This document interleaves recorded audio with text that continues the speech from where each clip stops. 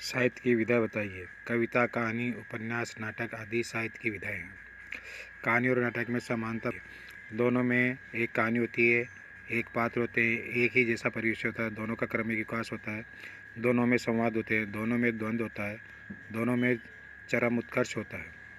कहानी और नाटक में समानता, दोनों में एक कहानी होती है, एक जैसे पात्र होते हैं, एक जैसा परिवेश होता है, क्रमिक विकास होता है, संवाद होता है, द्वंद्व होता है। भाषा के प्रकार बताइए। दो प्रकार है, मौखिक और लिखित। भाषा शब्द की व्युत्पत्ति बताइए। संस्कृत की भाष धातु से बनी हुई है, अर्थात दूसरे प्राणी पर जो विचार प्रकट करता है वही भाषा है। पतंजलि के अनुसार मनुष्य की व्यक्त वर्णात्मक बोली ही भाषा है। कहानी नाटक में समानता, दोनों में एक कहानी होती है कि एक पात्र होता है, एक परिवेश होता है, क्रमिक विकास होता है, संवाद होता है, दोनों में द्वंद्व होता है और चरम उत्कर्ष होता है। कहानी और नाटक में ये समानता है। कहानी नाटक में अंतर क्या है? कहानी कही या पढ़ी या सुनाई जा सकती है, जबकि नाटक मंच पर प्रस्तुत किया जाता है। संगीत और प्रकाश की व्यवस्था होती है। नाटक में मंच पर प्रस्तुत किया जाता है, संगीत और प्रकाश की व्यवस्था होती है।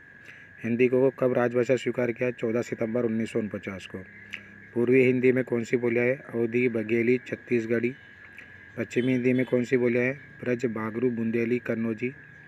बिहारी की बोलियाँ हैं मगही, मैथिली, भोजपुरी। पहाड़ी की बोलियाँ हैं गढ़वाली, कुमायूं और मडियाली।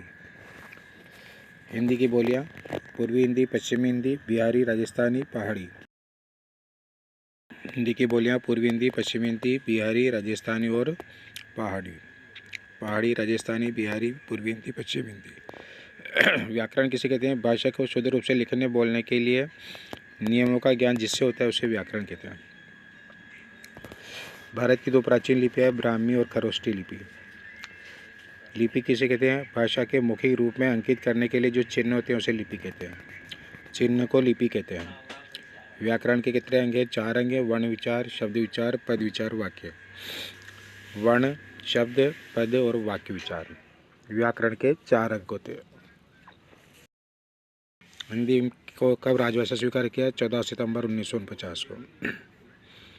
उर्दू की लिपि फारसी, पंजाबी की लिपि है गुरुमुखी, अंग्रेजी की लिपि है रोमन, कश्मीर की लिपि शारदा, मराठी, नेपाली, गुजराती, कोंकणी की लिपि है देवनागरी। मराठी, नेपाली। शब्द किसे कहते हैं? वर्ण के सार्थक समूह को शब्द कहते हैं, जैसे नल, कमल। पद किसे कहते हैं? शब्दों के सार्थक समूह को पद कहते हैं। उर्दू की लिपि फारसी, पंजाबी की लिपि गुरुमुखी, अंग्रेजी की लिपि रोमन, कश्मीर की लिपि शारदा, मराठी, नेपाली, गुजराती, कोंकणी की लिपि देवनागरी। भारत की प्राचीन लिपियाँ ब्राह्मी, खरोष्ठी। वर्ण किसे कहते हैं? ध्वनि के चिन्हों को वर्ण कहते हैं। क, ख, ग। भारत की प्राचीन लिपियाँ ब्राह्मी और खरोष्ठी। भाषा के प्रकार 2 प्रकार है, मौखिक, लिखित। बोली या उपभाषा किसे कहते हैं? सीमित क्षेत्र में बोली जाने वाली भाषा को बोली कहते हैं।